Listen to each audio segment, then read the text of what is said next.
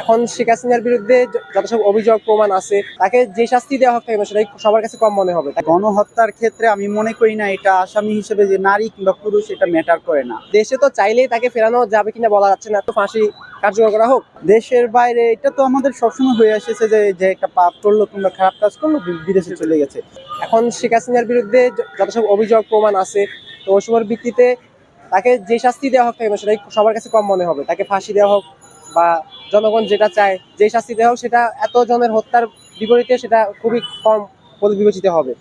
তো এখন আমাদের তো দেশটা হচ্ছে আইনের উপর নির্ভর করে চলতেছে, তো এক একদিন এক এক মতামত দিতে পারে, কিন্তু আমাদের সবার হচ্ছে আইন অনুযায়ী যে আদালত যে রায় দিবে, যে শুনানিতে সে সঠিক শাস্তি পাবে বলে মনে হবে আমাদের নীতিমালা থেকে। দেশে তো চাইলেই তাকে ফেরানো যাবে কিনা বলা যাচ্ছে না, তার সে এখন কোথায় আছে ওটাও কেউ জানে না। কিন্তু তাকে শাস্তি দিতে হলে তো অবশ্যই তার অবস্থানটা সম্পর্কে জানতে হবে। তাকে দেশে নিয়ে আসা ছাড়া তো আসলে বাইরে ভাবে শাস্তি দেওয়া সম্ভব না। আর ওটা হয়তো বা এমন হতে পারে তাকে শাস্তি না দিয়ে মিথ্যাচার করা হতে পারে, যদি দেশের বাইরে থাকা হয় আর কি। তো এখন তাকে তার দলীয় লোকদের মাধ্যমেই কোনোভাবে তার ঠিকানাটা তদন্ত করে বের করে ওখান থেকে প্রথমত দেশে আনতে হবে।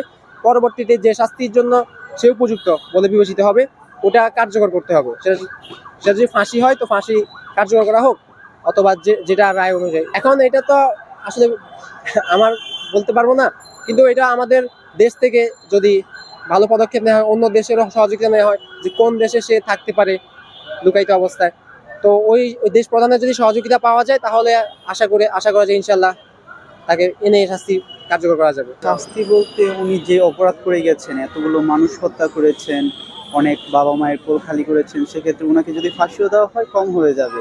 সো শাস্তি যেন সর্বোচ্চই হয়, আর সেটা যেন দেশের মানুষ দেখতে পারে, আর এটা যেন ভবিষ্যতের জন্য একটা প্রতীক হয়ে থাকে স্বৈরাচারদের জন্য। এরকম শাস্তি আমরা প্রত্যাশা করি। হ্যাঁ, পাবলিকলি যেগুলো মানুষ দেখবে, সামনে যারা আবার ভবিষ্যতে স্বৈরাচার হয়ে ওঠার চেষ্টায় আছে, কিংবা ভবিষ্যতে যদি কেউ স্বৈরাচার হয়, হাসিনার এই ইয়াটা থেকে যেন একটা শিক্ষা নিতে পারে। এখানে যেই ব্যাপারটা হলো যে উনি যে অপরাধটুকু করছে গণহত্যা, সো গণহত্যার ক্ষেত্রে আমি মনে করি না এটা আসামি হিসেবে যে নারী কিংবা পুরুষ এটা ম্যাটার করে না।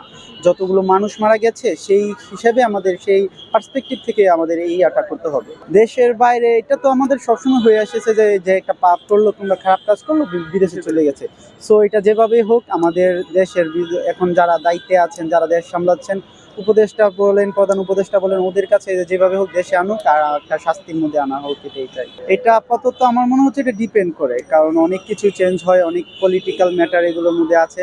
তবে আমরা চাইবো ভবিষ্যতেও যারা আসবে তারা যেন আমাদের দেশের মধ্যে এনে একটা শাস্তির আওতায় আনে।